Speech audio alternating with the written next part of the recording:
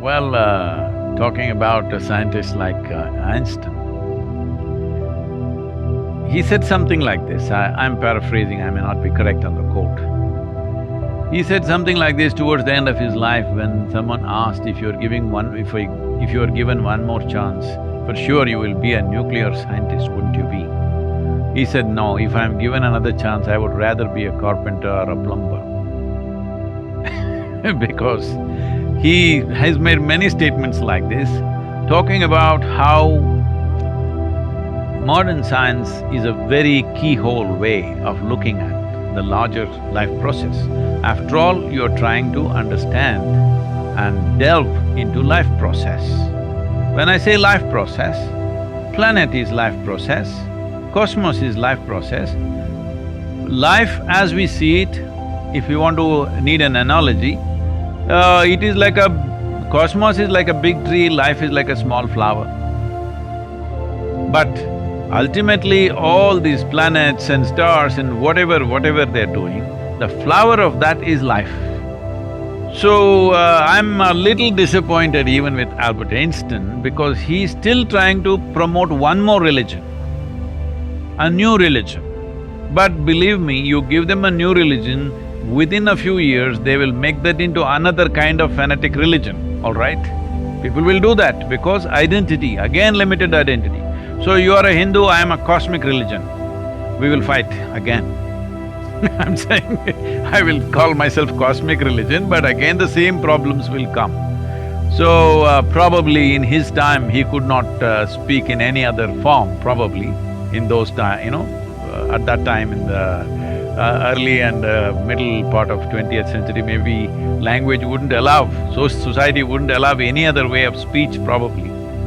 Giving him that, a man of his intelligence definitely saw the hollowness of simply believing something. So now, do you believe, you asked? First of all, let's come to this. See, there is a way to know things. You know some things, you know you're alive.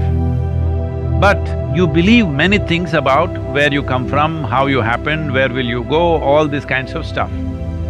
Why is it so difficult for a human being to see, I do not know? There is so much about this life that you do not know. What about it? That's why it is so magnificent, that's why you are never done with life. If you live here for 1,000,000 years, you're still not done with life because still there is a massive amount of space which is I do not know. And I do not know is a tremendous possibility.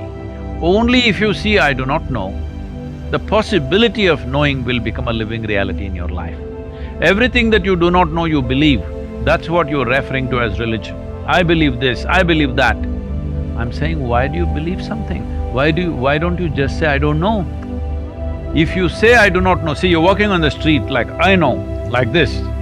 Suddenly you don't know which way to go. Do you see how gentle and polite people become just like that? Have you noticed this? He doesn't know which street to turn. Anna, yav kade hogodanna?